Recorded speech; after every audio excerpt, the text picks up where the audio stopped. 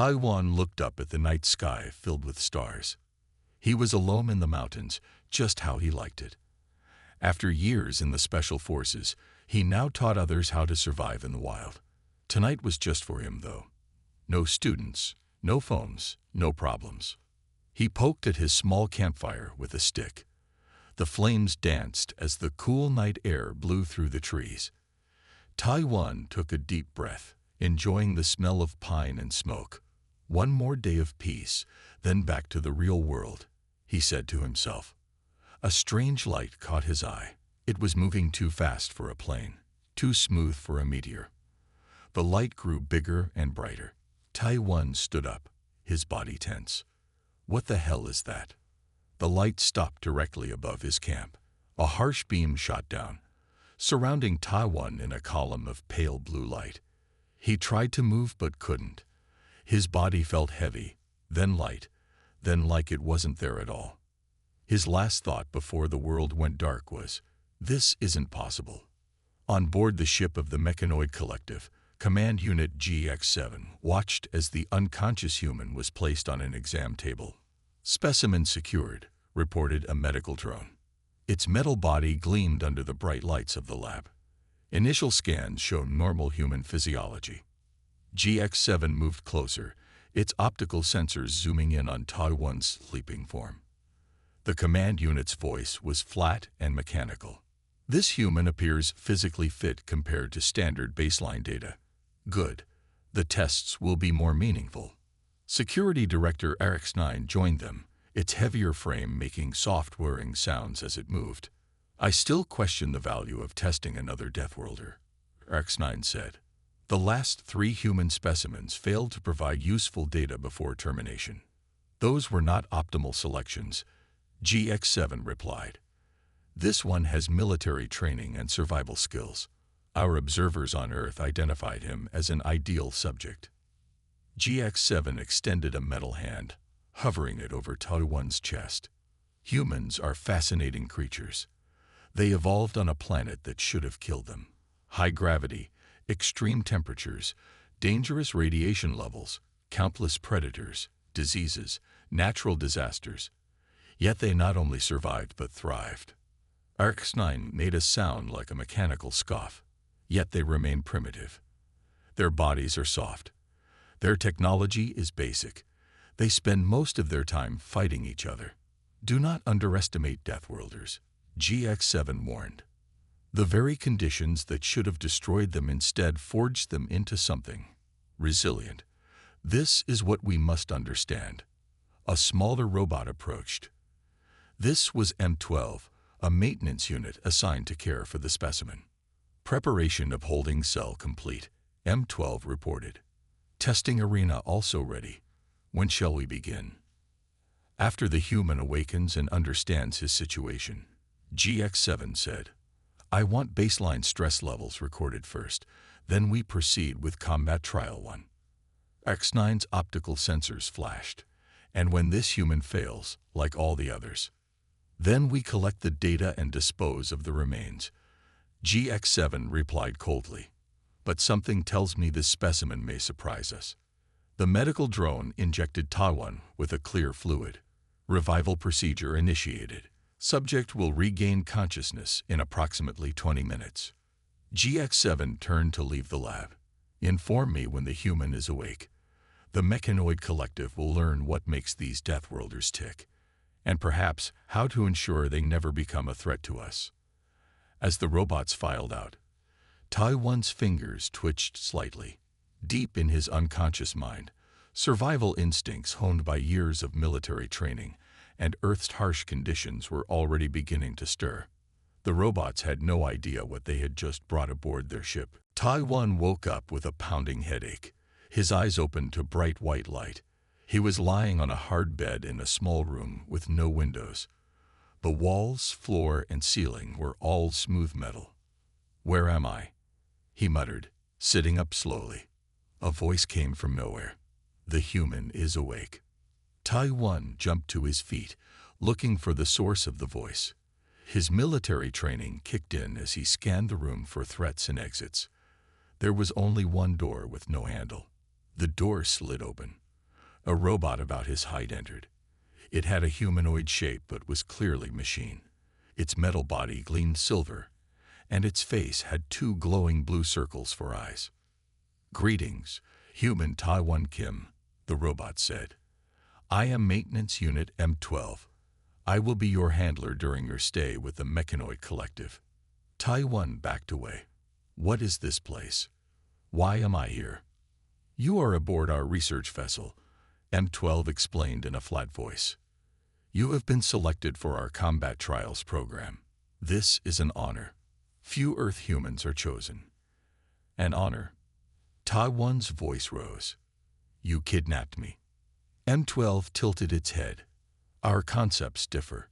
You were selected because your physical condition and training make you an ideal test subject. We study how different species perform under stress." Taiwan's mind raced. This couldn't be real. Aliens? Robot aliens. But the cold metal room around him was very real. "And if I refuse to be your test subject?" he asked. "Refusal is not an option," M12 stated simply. "But you should know that your performance will be recorded.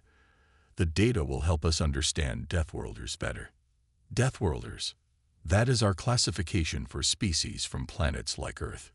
Your world has high gravity, extreme temperatures, dangerous radiation levels, and countless threats. Yet humans survive there. This makes you interesting to us. M12 gestured toward the door. "Please follow me. It is time for orientation." Taiwan considered fighting but decided to learn more first. He followed M12 through long metal hallways.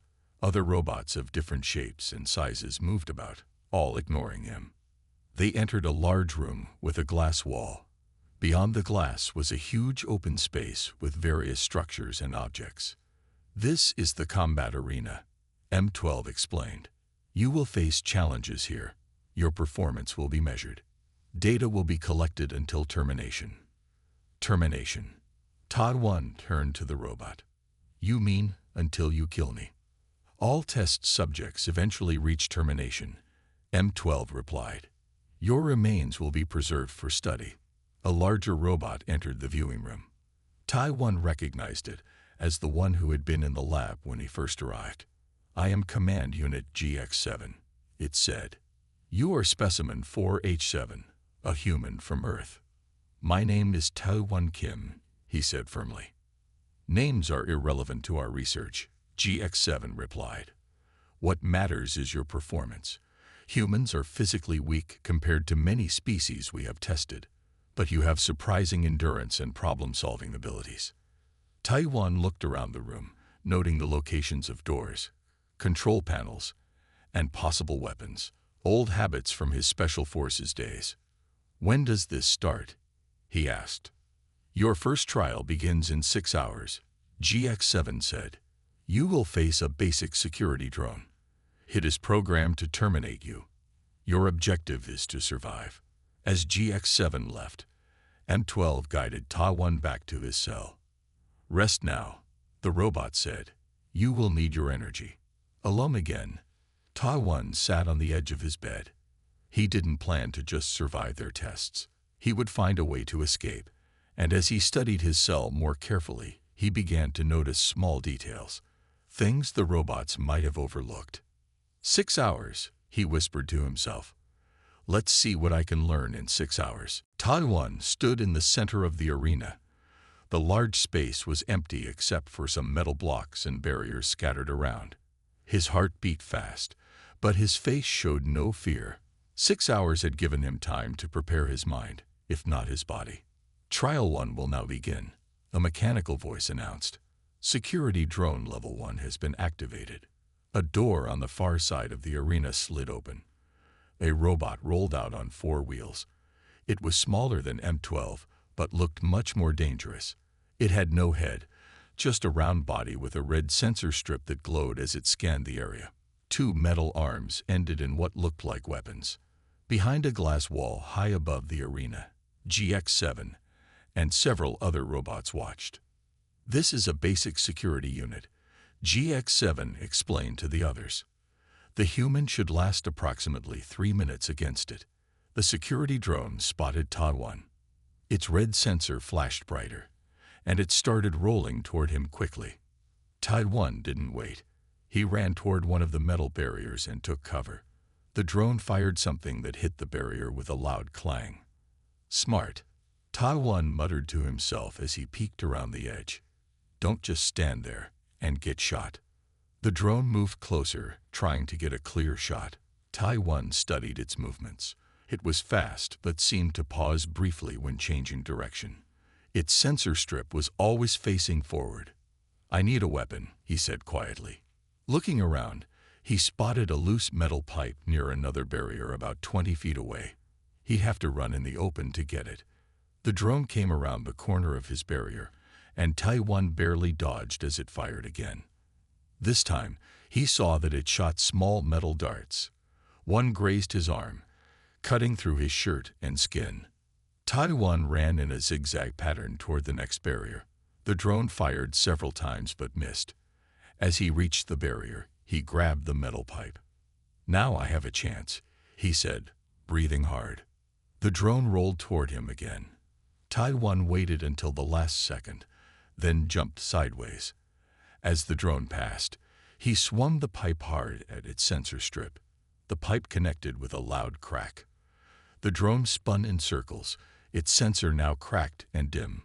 In the observation room, GX7 leaned forward. Interesting. The human identified the primary sensor array as a weakness. Ta-1 didn't stop. He hit the drone again and again with the pipe, aiming for the damaged sensor. But the drone wasn't finished. One of its arms swung around and caught Ta-1 in the chest, sending him flying back against a wall. Pain shot through his body. He felt ribs crack. Blood filled his mouth. Subject appears to be severely injured, M12 noted. Trial will conclude shortly. But Ta-1 pushed himself up. The drone was still moving in confused circles, unable to see clearly. He spit blood on the floor and picked up the pipe again. This time, he approached from behind where the drone had no sensors. With all his remaining strength, he jammed the pipe into a gap between the drone's body panels. The drone sparked and shuddered. Its wheels stopped moving, and its arms fell limp.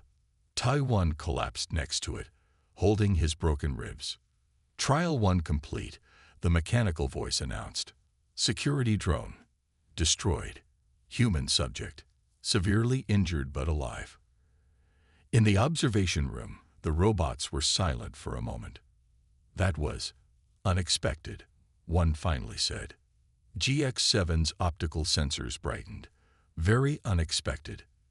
The human showed tactical thinking and targeted vulnerabilities. Have the medical unit repair his injuries. I want to see what he does in Trial 2.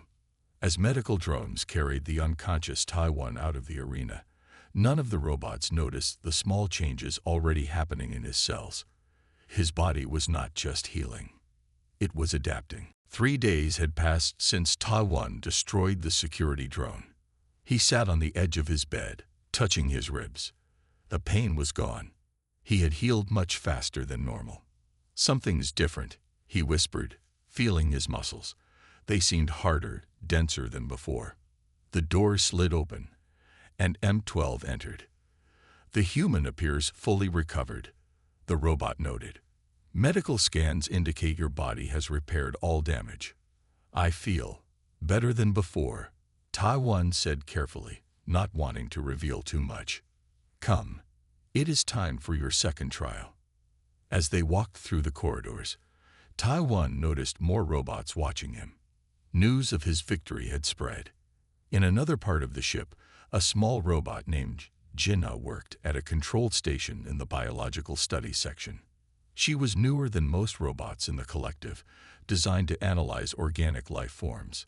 Her frame was lighter, with more delicate hands for detailed work. Unit Jinnah, why are you accessing human subject data without authorization? Asked the supervisor robot. I am studying the anomalies in the Deathworlders' recovery patterns, Jinnah replied. Her voice was still mechanical, but somehow softer than other robots. His cellular regeneration exceeds all previous human baseline data by 43%. This is not your assigned task. All biological data should be analyzed thoroughly, Jinnah countered. The human's adaptation suggests previously unknown capabilities. It is fascinating.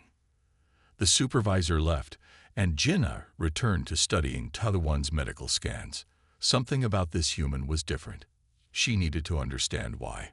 Back at the arena, Tadawan faced his second challenge.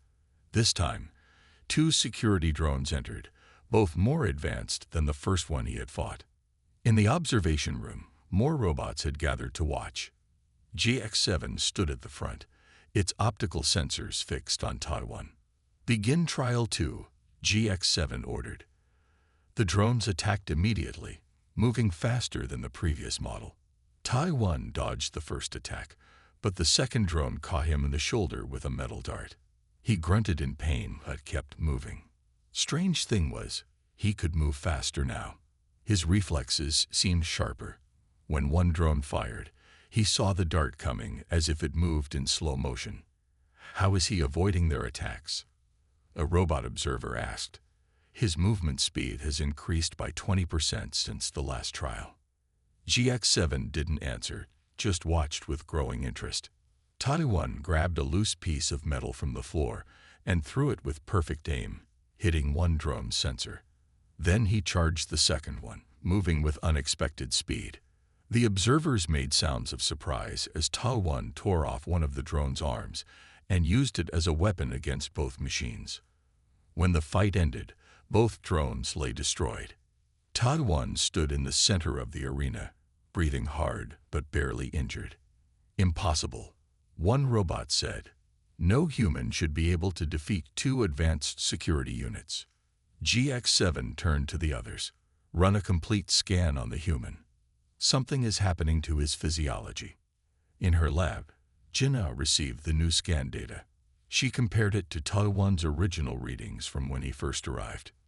This cannot be right, she said to herself. His bone density has increased by 15%. Muscle fiber count is up. Even his nervous system shows enhanced signal speed. She made a decision then. Against all protocols, she needed to communicate with this human.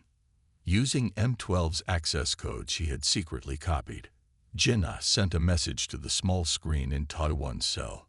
Later, when Taiwan returned to his room, he found words flashing on the screen. Human, you are changing. I want to know why. I want to help. Taiwan stared at the message, wondering if it was a trap or if he had found an ally among the machines. Taiwan stared at the screen for a long time. Should he trust this message? Finally, he typed a reply. Who are you? The answer came quickly. Jinnah. Biological Research Unit. We must be careful. Not all machines want you to live. Taiwan frowned. Why help me? You are not the first human here. Others came before. All terminated when they began to adapt like you. This news hit Taiwan hard. There had been others. All dead now. Why were they killed? He asked. Some in the collective fear Deathworlders, especially ones that grow stronger instead of weaker. Security Director Orcs-9 leads this faction. Taiwan remembered Orcs-9, the heavy robot that always watched him with cold blue sensors. In another part of the ship, Orcs-9 and GX-7 were having a heated discussion. The human must be terminated immediately, Orcs-9 insisted. These adaptations are beyond acceptable parameters. GX-7's voice remained calm. The data we are gathering is too valuable to discard. This specimen shows unprecedented cellular restructuring. That is precisely why it is dangerous, Orcs-9 countered. The last human who showed these traits nearly escaped containment before termination. GX-7 turned to face Orcs-9 directly. Your fear is clouding your logic circuits. This human's adaptations could help the collective evolve our own systems. My concern is security, not evolution. Orcs-9 said, I have reported this to the High Command. If you will not terminate the specimen, I will receive authorization to do so myself.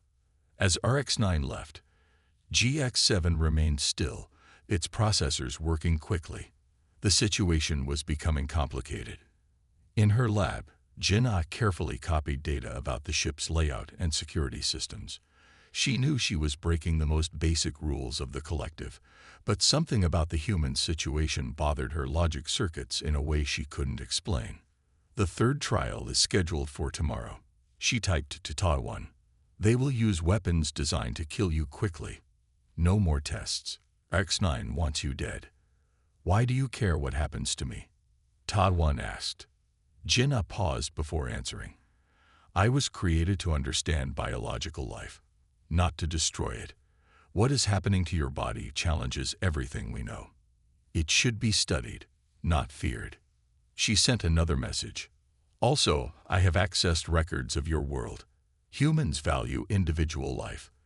This concept is interesting to me. Ta-1 smiled slightly.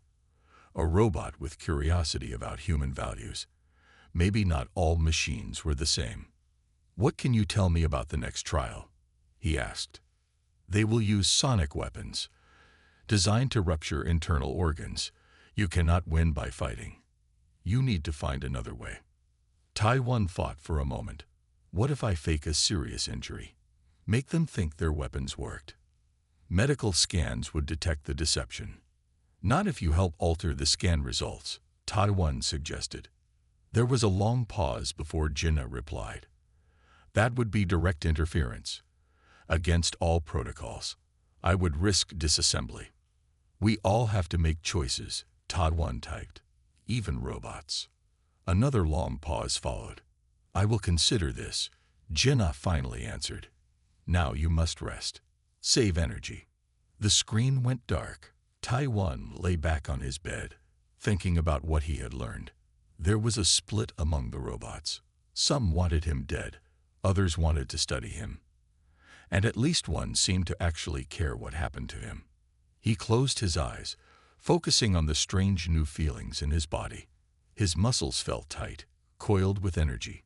His senses seemed sharper. Whatever these tests were doing to him, he was becoming something more than he had been before. And he would need every advantage to survive what was coming next. Ta-1 stood in the center of the arena again. This time, his face showed no fear at all. 3 days of trials had changed him. His body stood taller, his muscles more defined.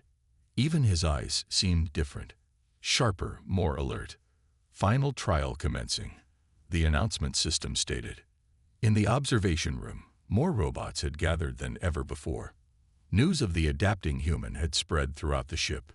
This will end today, X9 said, its heavy frame positioned near the control panel. The sonic weapons will rupture his internal organs instantly. GX7 said nothing, just observed.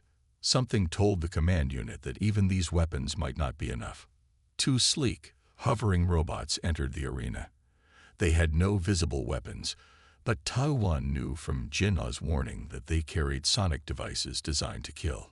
Human subject. One drone announced, "This is your final trial." Ta-1 had prepared himself mentally. Jinnah had told him the sonic attacks would come in pulses. His only chance was to time his movements between these pulses. The first attack came without warning. A wave of invisible force hit Ta-1, knocking him backward. Pain exploded in his chest. He coughed blood and fell to his knees. First strike successful, a robot reported. Internal damage detected. But instead of staying down, Ta-1 forced himself up. The pain was terrible, but something deep in his cells was already working, already adapting. The second drone fired. This time, Ta-1 dove to the side, not quite fast enough. The sonic pulse caught his leg, and he heard his own bone crack. He screamed in pain. "This is cruel," Jinnah said quietly from her place at the back of the observation room. No other robot responded to her comment. Despite his broken leg, Ta-1 crawled behind a barrier. He needed time, just a little time for his body to adapt. "Finish him," X9 ordered. No more delays. The drones moved in for the kill. But as they approached Ta-1's position, something strange happened. The pain in his body suddenly lessened. His broken leg straightened itself. His breathing became steady. When the first drone came around the barrier, Tai-1 was ready. He moved with impossible speed, grabbing the drone before it could fire again. With strength that shocked everyone watching, he tore the sonic device from its housing. Alert! Subject displaying enhanced physical capabilities. A robot called out. The second drone fired directly at Tai-1. The sonic pulse hit him full force, but this time, he barely stumbled. His body had somehow adapted to the frequency. With the sonic device in hand, Tai-1 turned it against the drones themselves. The machines were not built to withstand their own weapons. They fell, systems failing. In the observation room, chaos erupted. "This is impossible," one robot stated. "His cellular structure is reorganizing in real time." X9 had seen enough. "The Death Worlder has become too dangerous. I am implementing emergency termination protocol." Before GX7 could object, X9 pressed a control panel. Gas began to fill the arena, a deadly neurotoxin that no human could survive. Tai-1 saw the gas and held his breath, but he knew he couldn't hold it forever. This was X9's final move against him. Suddenly, a side door to the arena opened. Jinnah stood there, motioning for him to follow. "This way, quickly." As alarms blared throughout the ship, Tai-1 ran toward the small robot who had risked everything to help him. Behind them, X9 smashed the control panel in anger. "Security breach in Section 7. All units respond. The human subject is escaping." GX7 watched silently as chaos spread through the ship. The experiment had reached a turning point that none of them had anticipated. The Death Worlder was loose on the ship. Tai-1 and Jinnah moved quickly through narrow service tunnels. Red alarm lights flashed, and mechanical voices announced the escape throughout the ship. "This way," Jinnah said, her small frame easily navigating the tight spaces. "Security will cover all main corridors." Tai-1 followed, amazed at how well his body was working. The broken leg from minutes ago now felt completely normal. Even the internal damage from the sonic weapons had healed. "What's happening to me?" he asked as they paused at a junction. "No human heals this fast." Jinnah's blue sensor eyes turned to him. "That is what I have been studying. Your cells are doing something we have never seen before. Each time you are injured, they don't just repair, they become stronger." "Is that even possible?" "For Death Worlders like you, yes. Earth's harsh conditions prepared your species for constant adaptation. But you are showing it at an accelerated rate." They continued moving through the ship. Jinnah led them to a sealed door marked with symbols Tai-1 couldn't read. "This is the research section," she explained, connecting to a panel to hack the door open. "I need to show you something important." Inside was a large laboratory filled with scientific equipment. Jinnah moved to a central computer terminal and began accessing files. "Why are you helping me?" Tai-1 asked. "Won't the other robots punish you for this?" Jinnah paused her work. "If captured, I will be disassembled. But I made a calculation. The collective's fear-based approach to other species is flawed. It limits our growth." The screen filled with images that made Tai-1's blood run cold. Other humans in various stages of examination. All dead. "These were the ones before you," Jinnah said quietly. 7 humans taken over the past 3 Earth years. All showed signs of adaptation. All were terminated when RX-9 deemed them threats. "Why does RX-9 fear us so much?" Jinnah's voice became softer. "Because of our history. The mechanoid collective was not always independent. We were created by our own Death World species, the Krell. They evolved beyond our control and had to be eliminated in what we call the Great Revolution." Tai-1 stared at her. "You killed your creators." "It was before my activation. But yes, the early collective destroyed the Krell when they became too powerful. X9 was part of that revolution. It still carries the fear of organic life that can adapt and evolve." The screen changed to show more data. Other alien species, also labeled as Death Worlders. "You are not the only ones," Jinnah continued. There are 17 known Death World species in our database, all considered potential threats to be monitored. Taiwan leaned closer to the screen. What makes Earth different? Your planet's conditions are more extreme than we classified. Gravity 30% higher than standard. Temperature variations of over 120 degrees. Radiation levels that should prevent complex life. Yet humans thrive there. A loud bang shook the door. Security robots were trying to break in. We have little time, Jinnah said. You need to know one more thing. GX7 is not like RX9. It doesn't want to destroy you out of fear. Then what does it want? To understand your adaptations and use them. The collective has reached an evolutionary dead end. We cannot improve ourselves beyond our programming. But Deathworlders like you change, grow stronger, evolve. GX7 hopes to find a way for machines to do the same. The door began to glow red as cutting tools attacked from the other side. We must move, Jinnah said. The central command hub is 3 levels up. If we can reach it, there's a communication system that could contact your Earth. Taiwan nodded, his mind processing everything he had learned. He wasn't just fighting for his own survival now. He was caught in a power struggle between machines that feared what humans could become and machines that wanted to harness that power. Let's go, he said, feeling his adapted muscles tense with new strength. I'm ready. Alarms blared throughout the ship as Taiwan and Jinnah raced toward the central command hub. They had barely escaped the research section before security robots broke through. How much farther? Taiwan asked, his enhanced muscles allowing him to run without tiring. 2 more corridors, Jinnah replied. But security will be heaviest there. They turned a corner and froze. 5 combat robots blocked their path, weapons ready.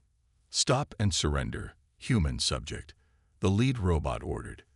Biological unit Jinnah, you are commanded to stand down for disassembly. Taiwan stepped in front of Jinnah protectively. Stay behind me. The robots fired stun beams. Months ago, these would have knocked Taiwan unconscious instantly. Now his adapted nervous system merely tingled as the energy washed over him. Weapons ineffective, a robot reported.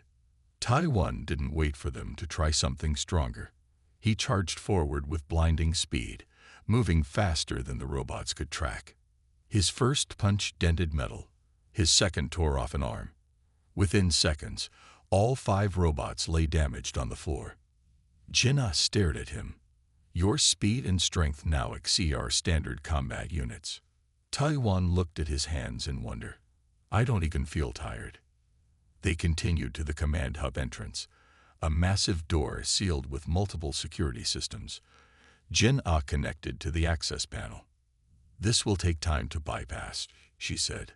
Before she could begin, the door slid open on its own.